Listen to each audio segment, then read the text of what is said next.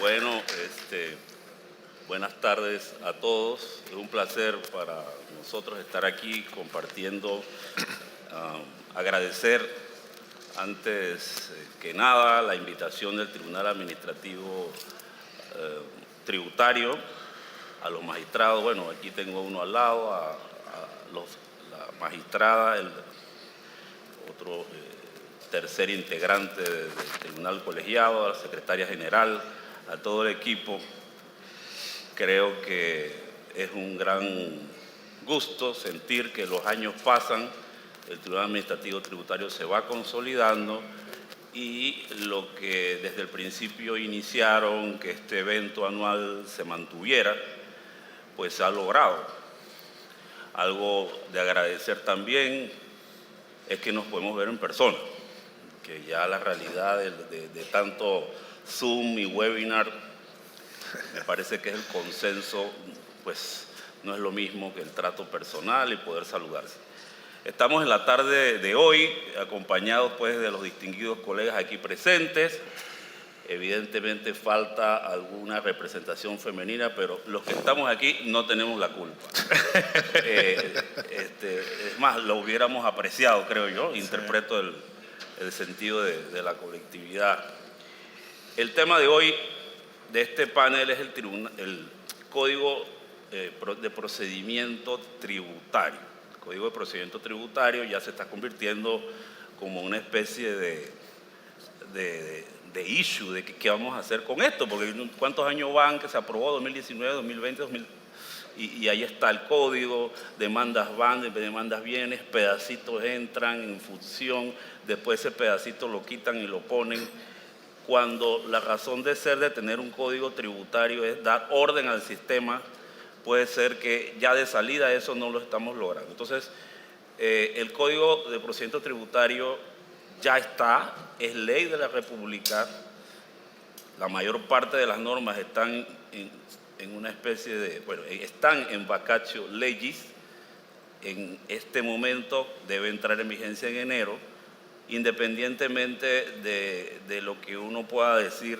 Mirar hacia atrás, la legislación fiscal en la parte procedimental del Código Fiscal verdaderamente requería cambios, y muchos de esos cambios están en el Código de Procedimiento Tributario. La introducción que hacemos nosotros al debate, y le pido a los miembros de esta mesa que compartan con ustedes sus opiniones, va en la línea siguiente. Uno, destacar que ya está aprobado, es una realidad, y que quizás lo mejor es ponerlo en práctica para ver cómo vamos mejorando todos con él, y si hay algo que cambiar en el camino se cambie, pero que lo bueno se pueda seguir utilizando, o se pueda realmente comenzar a utilizar.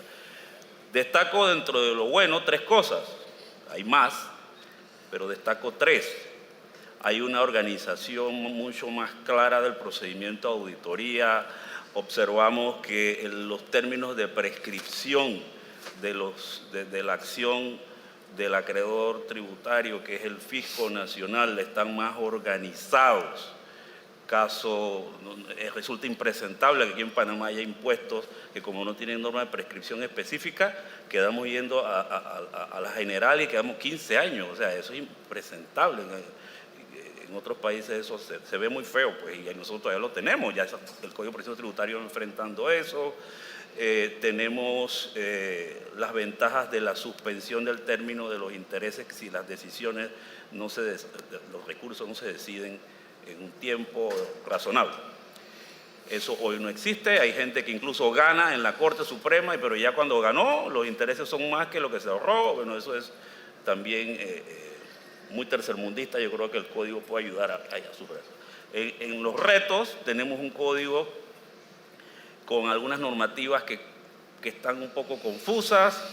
Tenemos retos presupuestarios, porque hay algunas cosas que se escriben fácil en la ley, pero que la DGI necesitaría presupuesto para poder implementar, y que ya no es solo un asunto de querer, sino que involucra otros elementos. Y hay, en fin, bastantes retos en el código. Entonces, con esto de que el código está vigente, tiene ventajas, ponerlo en vigencia, ya en enero próximo, o tiene desventajas porque tiene algunos retos allí. Mencionaba también en la conversación que tuvimos ahora que vi a Adolfo, me recordé la cláusula antielusiva general que está en el artículo 20. ¿Cómo interpretar eso? Eso cuando se lleve a la práctica, eso va a ser una bomba de interpretaciones, jurisprudencias, y que puede ser un problema, pero en otros países existe, quizás la nuestra está más confusa, pero hay que ver qué hacemos con eso. No podemos seguir posponiendo, hay que tomar el toro por los cuernos, como quien dice. Abro la mesa de debate y aquí estaré acompañándolos. Comenzamos por favor. Con Mitre, por favor. Bueno, muy buenas tardes a todos. Sí, en efecto, en primer lugar, pues poner en contexto el antecedente más reciente, que es por qué en Panamá se adopta el Código de Procedimiento Tributario. Y digo el más reciente porque desde los años 90 ya habían iniciativas para que Panamá contara con una codificación en materia tributaria que respondiera a un estándar que es el característico de nuestro código. Recordemos que el Código Tributario responde al modelo que se elabora por diferentes organismos, principalmente el Centro Interamericano de Administraciones Tributarias, y que recoge en teoría las buenas prácticas de lo que debe ser una relación fijo-contribuyente un poco más equilibrada, ¿no? Es decir, no porque el Estado es el acreedor de los tributos, las reglas sean en contra o en desventaja de los contribuyentes. Entonces, en esa línea, debemos decir que llegó a la palestra el tema de la tipicidad del delito de defraudación fiscal en nuestro país, y en el debate se planteaba o se logró el consenso por los diferentes sectores de que había que modernizar el sistema tributario, la administración tributaria, y para eso se toma conciencia de que entraran en conjunto tanto la tipicidad del delito de defraudación fiscal como nuestro código tributario, denominado Código de Procedimiento Tributario, más que nada por un tema de querer establecer de que el mismo no regula nada relacionado con la materia sustantiva, es decir, ahí no hay ningún impuesto, ahí no se modifica ni el ITBMS, es solo tema de principios, conceptos, algunas reglas, hay algunos aspectos de procedimientos, pero lo cierto es que al final el código no entra en vigencia en plenitud y ocurre el peor escenario que se esperaba, que se tipificara el delito de defraudación fiscal y siguiéramos con el código fiscal arcaico, desfasado, que no nos dice mucho con respecto a principios y garantías, y el mismo se ha ido adoptando de manera paulatina en cuanto a su vigencia, pero más que nada en función a lo que ha requerido la administración tributaria y no en función a por lo menos un régimen sancionador más garantista, en donde hubiera definido un proceso claro de fiscalización, interrupción de generación de intereses y una serie pues de reglas. Eso realmente pues es mi planteamiento de introducción. Y sobre que entre en vigencia pronto, ¿cómo lo ves? Que entre en vigencia pronto lo veríamos positivo porque, sobre todo si sabemos hoy día, ya hay procesos de investigación de defraudación fiscal que requieren que haya un ordenamiento jurídico que aclare a todos los actores, ya sea el Ministerio Público, ya sea la misma Administración Tributaria, sobre ciertos conceptos como, por ejemplo, diferenciar la defraudación del concepto de elusión fiscal. Establecer el tema de la prescripción. Ayer la fiscal Soto nos hablaba sobre una pregunta interesante que le hicieron con respecto al término de prescripción. O sea, el término de prescripción por el delito no es el mismo que el término de prescripción por las investigaciones. Entonces vas a tener a la Administración Tributaria haciendo investigaciones de periodos que ya en el Ministerio Público no van a poder hacer nada. Entonces ese tipo de cosas pues se deben corregir si entrara en vigencia lo antes posible, por lo menos en cuanto a las reglas que acompañan un régimen sancionatorio más garantista desde el punto de vista del sistema tributario. ¿Qué se te viene a la mente, Adolfo, cuando hablamos de si debe o no entrar en vigencia, si lo tenemos en pausa?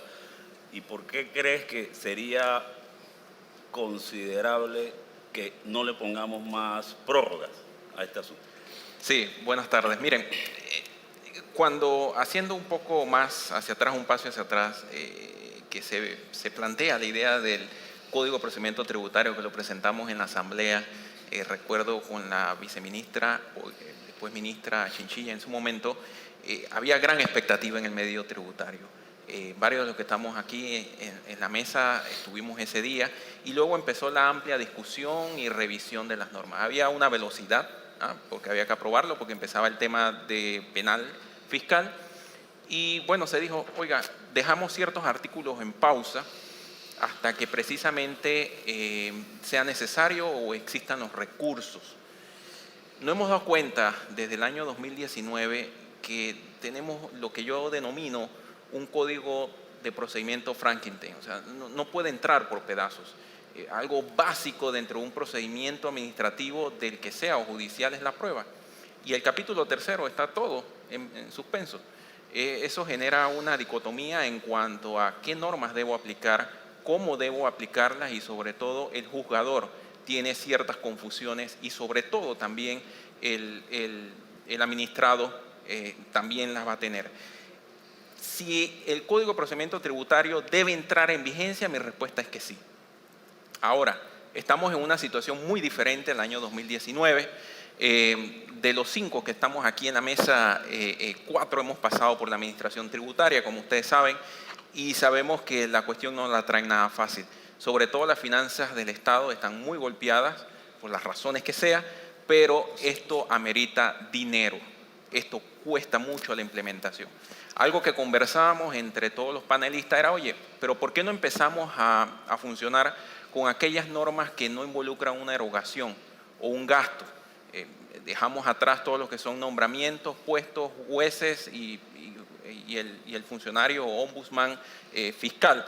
Y empezamos a implementar aquellas normas de prescripción, prueba, temas de auditorías, procesos. Y si no empezamos a aplicar el código, tampoco vamos a saber los temas que hay que corregir. Quería nada más, porque me gusta bastante la estadística, en el año 2021, se hizo un esfuerzo entre el sector privado y personal interno. Rafael estuvo Achurra, mi persona, y otros funcionarios más y exteriores, empezar a revisar norma por norma. Eso nos demoró varios meses hacer eso, y en ese conjunto salieron aproximadamente 88 artículos críticos, de los cuales 88 artículos que había que revisar o merecían una reforma o una atención, de los cuales 22 eran los más críticos. Eso representaba apenas un 6% de los 392 artículos. O sea que, no está tan mala, y la cuestión puede empezar a funcionar. Sí hay cosas, por supuesto, que mejorar en cuanto a la redacción, términos que pueden confundir. Por hoy en día, para concluir, tú administras o ejerces el derecho ante la administración pública en recaudación de impuestos, ya sea ANATI, ANA, Caja de Seguro Social y municipio, con la Ley 38, el Código Judicial, el Código Fiscal y un rosario en la otra mano, porque sencillamente no sabes qué utilizar en muchas ocasiones y hay confrontación entre las normas. Así que bueno, adelante. Bueno, Julio. Magistrado Brown, quisiéramos escuchar sus reflexiones. Yo te pongo en marco lo siguiente. El artículo 37 del Código Civil dice que en las normas que dicen de la ley, que la aplicación de las normas procesales en el tiempo. Cuando un proceso está andando y entra una norma procesal que cambia, Sí. dice el Código Civil y por jurisprudencia inveterada de la Corte Suprema de Justicia, aplica para todo el sistema jurídico, el proceso apenas termina la etapa en que está, la etapa siguiente ya va con la nueva norma procesal. O sea que si entra en vigente en enero, ahí va a haber ese tema. Yo le pongo eso de contexto, magistrado, como para enredar un poco más la cosa. Así es. Mira, en efecto, la experiencia más reciente que tuvimos de un cambio de procedimiento fue la entrada en vigencia del sistema penal acusatorio.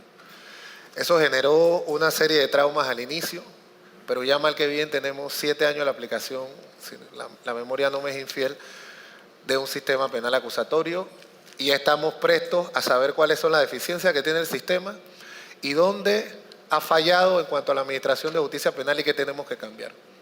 Pero ahorita, la situación que tenemos, como dijo Adolfo, yo pienso en lo mismo. Cada vez que pienso en el Código de Procedimiento Tributario, pienso en un Frankenstein, en una especie de híbrido que ha entrado con parches, según la conveniencia que tenga la administración en ese momento de la aplicación de una norma.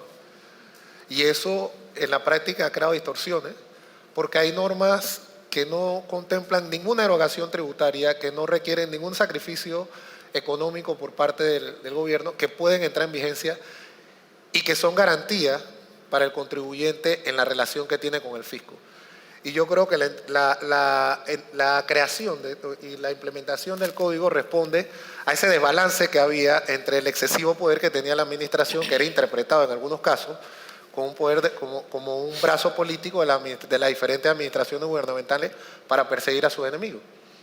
Y con esta creación de este código, nosotros tenemos un código que equilibra la cancha de juego. Tenemos un tribunal administrativo tributario autónomo, independiente, que está dispuesto a aplicar esas nuevas normas que ecualizan la cancha de juego, pero que no se lo han permitido durante 3 años. Y todavía tenemos la incertidumbre al mes de julio, casi agosto. Yo no veo movimiento en la creación de tribunales, de los juzgados tributarios.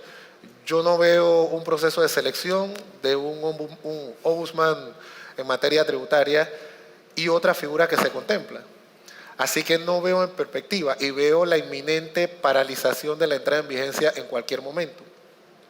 Y había dejado para el final de la exposición una invitación que íbamos a hacer, que les conversé a ustedes, que era que nosotros en desarrollo de la Ley 8 de 2010 tenemos la capacidad en el artículo 156 de... ¿Nosotros quiénes? El Tribunal Administrativo Tributario. Entonces, ustedes. De hacerle propuestas al ministro de Economía y Finanzas en cuanto a las normas de derecho tributario que nosotros consideremos para la mejor aplicación del recaudo. Y yo creo que nosotros ya es momento de que asumamos esa responsabilidad y le presentemos al señor ministro una propuesta para la entrada en vigencia de la mayor cantidad de artículos que no contemplen una erogación monetaria por el momento que estamos viviendo. Entonces, hago formalmente una invitación a nombre del Pleno de los Magistrados del Tribunal Administrativo Tributario a que los protagonistas de esta escena tributaria, que son los que hoy están aquí, nos hagan llegar sus aportes en los próximos 30 días para nosotros hacer una propuesta, porque sí hay una situación inminente, ya estamos más allá de la mitad del año, en que puede haber una nueva suspensión del Código de Procedimiento Tributario, con todos los perjuicios que representa para la justicia tributaria una nueva suspensión del Código de Procedimiento, que ya estaríamos hablando hasta el año 2024, un año electoral, por supuesto, que no va a ser aplicada una norma que genere un trauma a nivel de los contribuyentes, y sabemos que eso no va a pasar. Entonces creo que es el momento preciso en que nosotros, a través del tribunal, podamos hacer esa solicitud. Bueno, queda hecha el planteamiento de los magistrados. Yo creo que la comunidad tributaria tiene que tomar la invitación, y ver cómo podemos colaborar en eso. Ahora, planteo yo otro elemento. Es cierto, hay normas por allí que involucran gastos, presupuestos, tal, pero también tiene que haber un entrenamiento, porque las normas procesales o muchas de las que hay ahí no son lo mismo.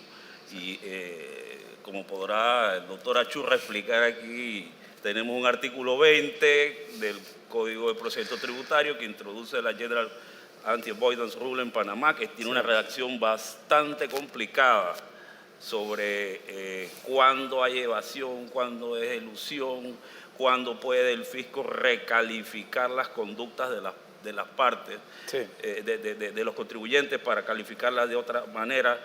Eso no es solo un asunto de presupuesto o de nombrar gente o no, sino que el operador del sistema de justicia administrativa tributaria pueda entender lo que está pasando, porque si vamos a crear jurisprudencia, eso se demorarán 5 o 6 años que vaya a la Corte y mientras tanto podemos tener problemas.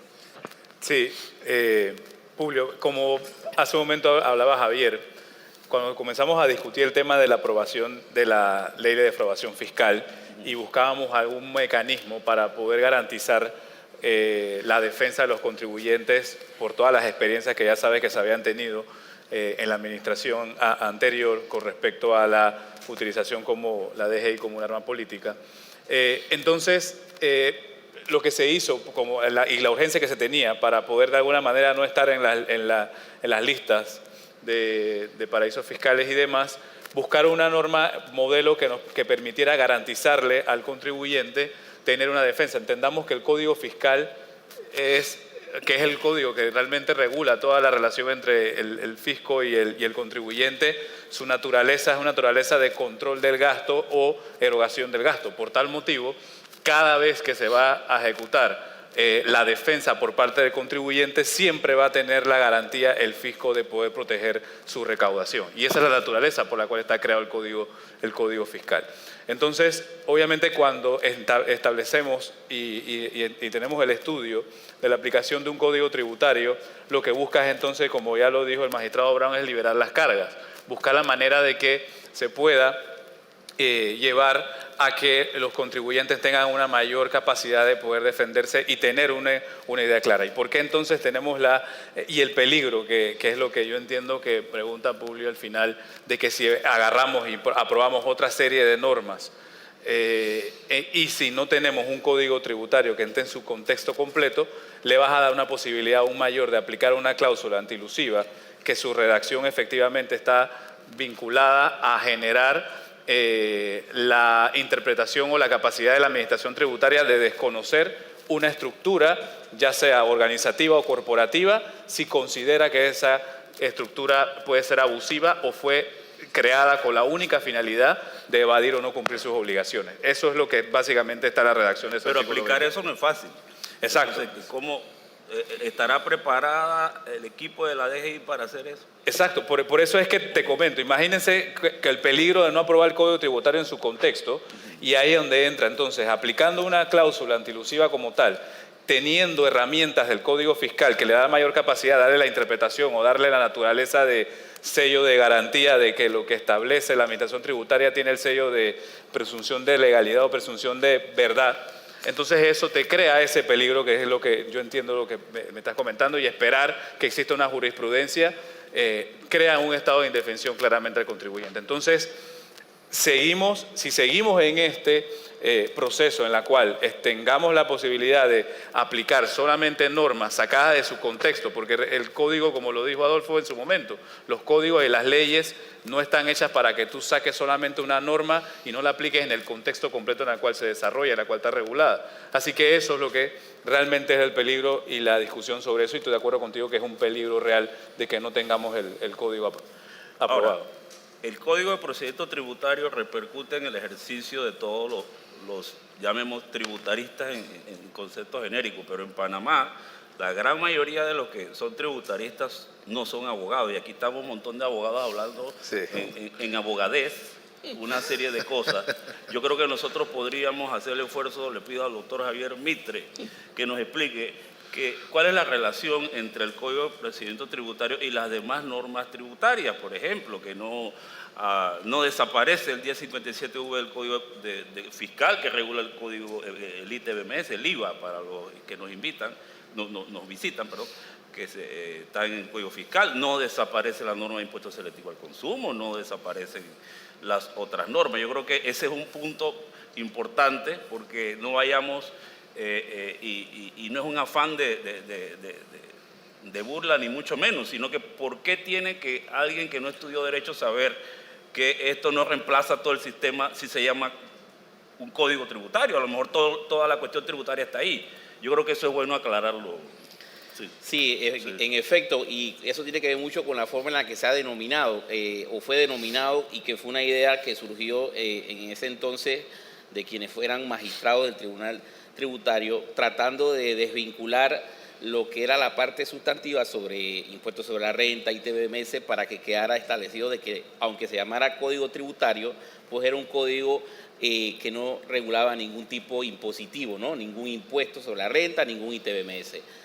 Sin embargo, eso lo que ha creado es una coexistencia, y hay que aclarar pues de que el código fiscal no desaparece. O sea, se tiene que aplicar el código de procedimiento tributario en cuanto a lo que está vigente, y amén de que entre en vigencia en plenitud, para tener conceptos más claros, como por ejemplo la clasificación de los tributos, o sea, qué es impuesto, qué es tasa, qué son contribuciones, que aunque parezca algo tan teórico y tan conceptual, aquí ha generado algunas consecuencias presupuestarias, cuando se ha declarado la inconstitucionalidad de un tributo porque se denominó tasa y era un impuesto, o viceversa. Entonces, vemos que el mismo permite pues desarrollar e ir ordenando nuestro sistema tributario. Aquí nosotros siempre hemos cuestionado a veces la forma en la que se legisla en materia tributaria, denominando, por ejemplo, un contribuyente retenedor a quien en realidad es un percibidor, o denominando un concepto tributario totalmente ajeno a lo que incluso la jurisprudencia de la Corte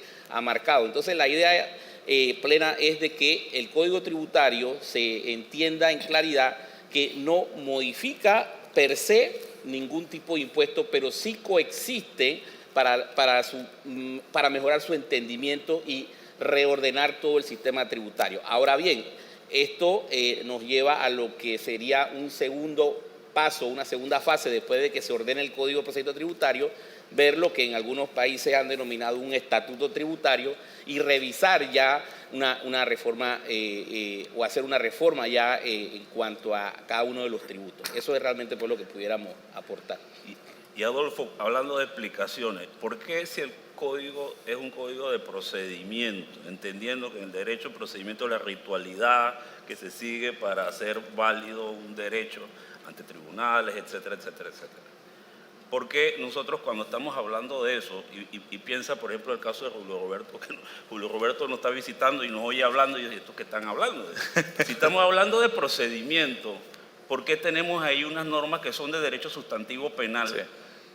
Que sobre defraudación fiscal y que interactúan llenando el vacío, una norma penal en blanco de defraudación fiscal que está en el Código Penal, en la parte especial del Código Penal. ¿Qué pasó ahí? Imagínense ustedes los tributaristas que no son abogados, y nosotros los abogados no nos entendemos a veces con esas cosas, lo que se nos viene encima, ¿no? Por favor, Adolfo, explícanos eso, por lo menos yo no lo tengo muy claro.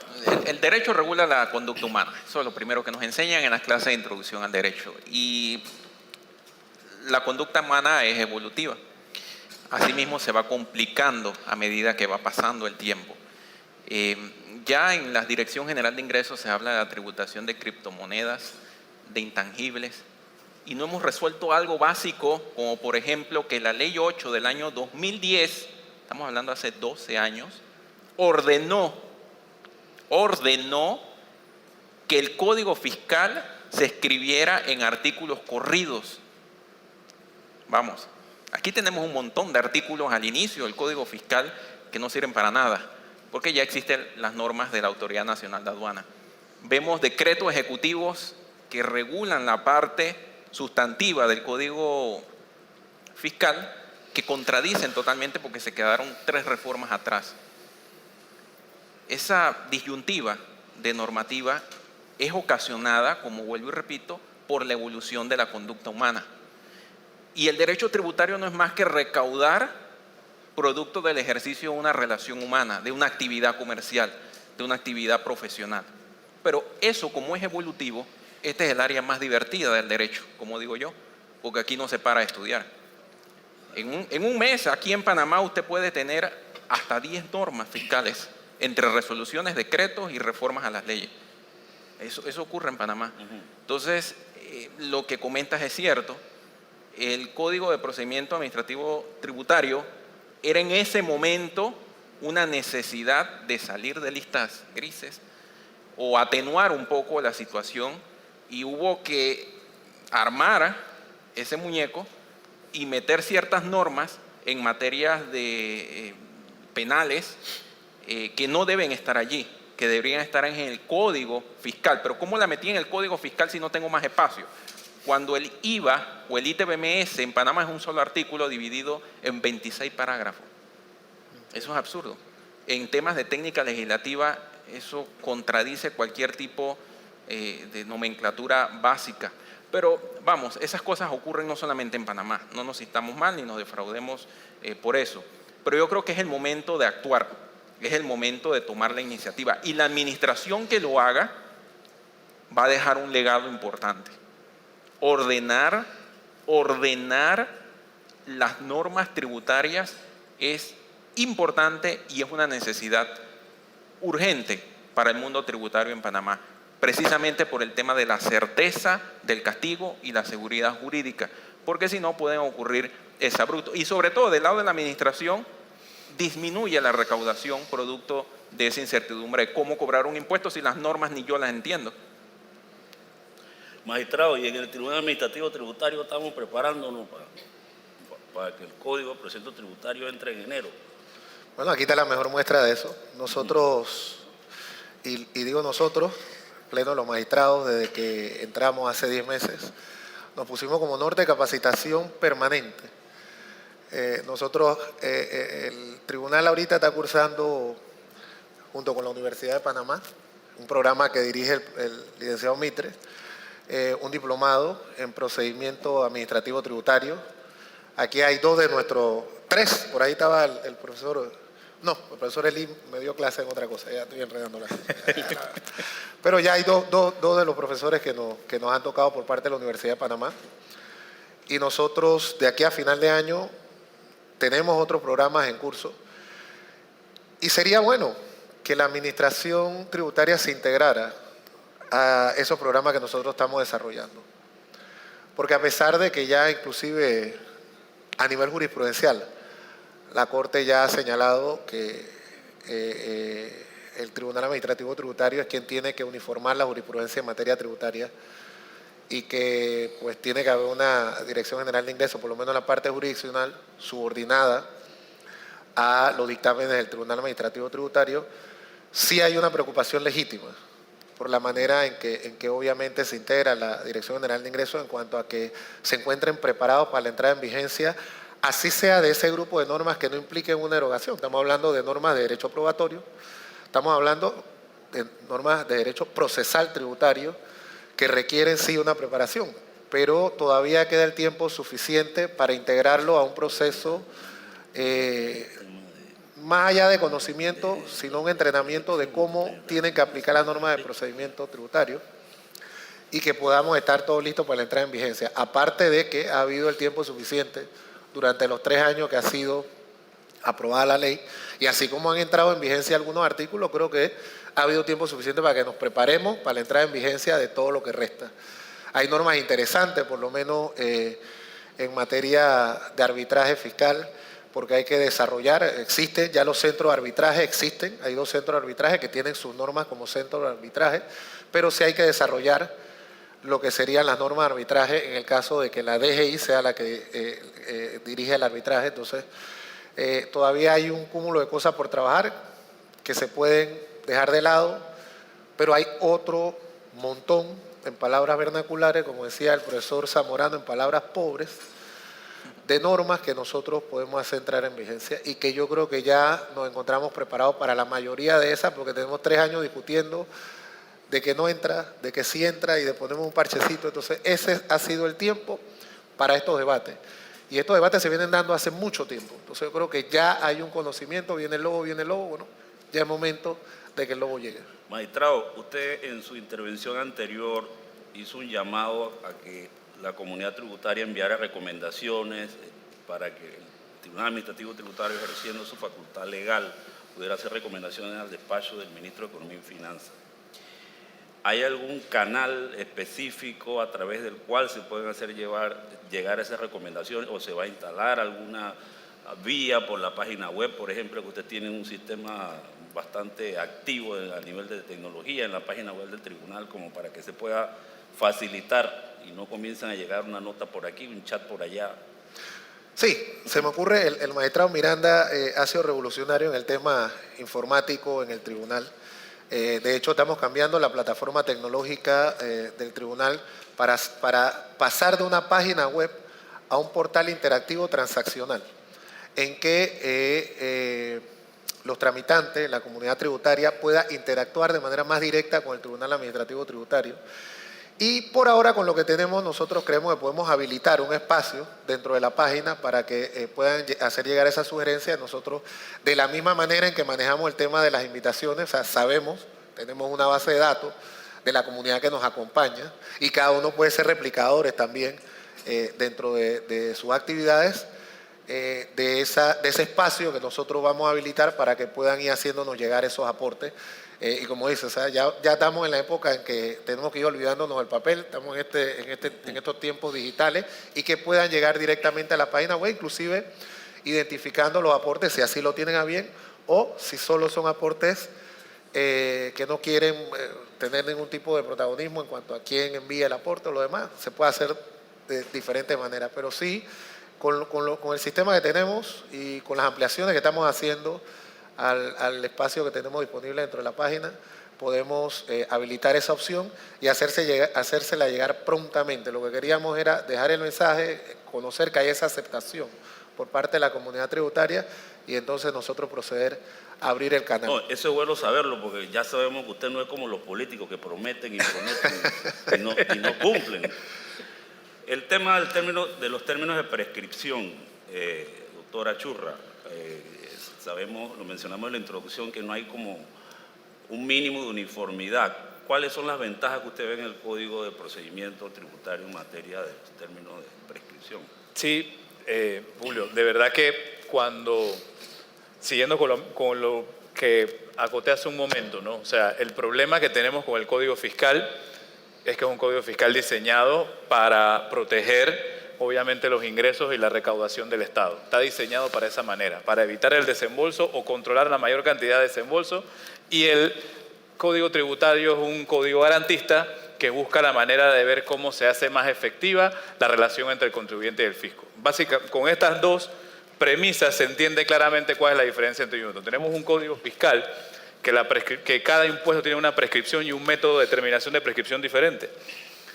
Y como dijo Adolfo hace un momento, existen leyes especiales que inclusive aprueban tributos y establecen un procedimiento de determinación. Existe un código fiscal que no tiene claramente definido lo que es la caducidad con diferencia de prescripción.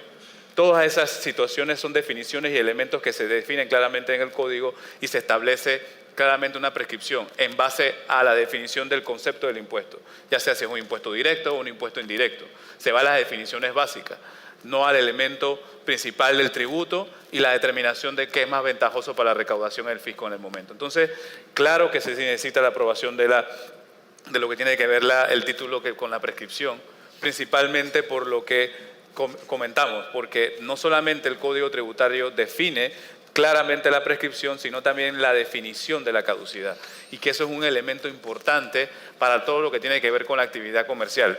Los tributos no son más que un elemento por la cual sí, el Estado recibe ingresos y puede sufragar toda la actividad y el aparato estatal y el funcionamiento, pero no deja de ser una carga de gastos para la empresa, en la medida de que le demos garantía y la posibilidad de que sea más ágil la relación. Si existe un pago indebido, si existe un elemento de error por parte del contribuyente para el pago del impuesto, existen otras jurisdicciones en las cuales el contribuyente prefiere pagar y después reclamar porque sabe que a los 6 meses o a los 3 meses recupera el pago correspondiente. En cambio, tenemos una administración tributaria que cuando dice paga y después reclama. Entonces, ese es el problema que tenemos que resolver y por eso el Código Tributario en el tema de caducidad y el tema de prescripción es importantísimo que entre en vigencia porque nos da esa claridad como contribuyentes y como usuarios del sistema, la claridad por parte de la interpretación que va a tener la administración tributaria al momento que va a revisar y a verificar un expediente, pero al mismo tiempo también nosotros como asistentes de la administración podemos entonces igual manera recomendar de manera clara la aplicación o la caducidad de un tributo. Entonces, claro que sí. Bueno, de parte de los panelistas nos estamos despidiendo en este momento.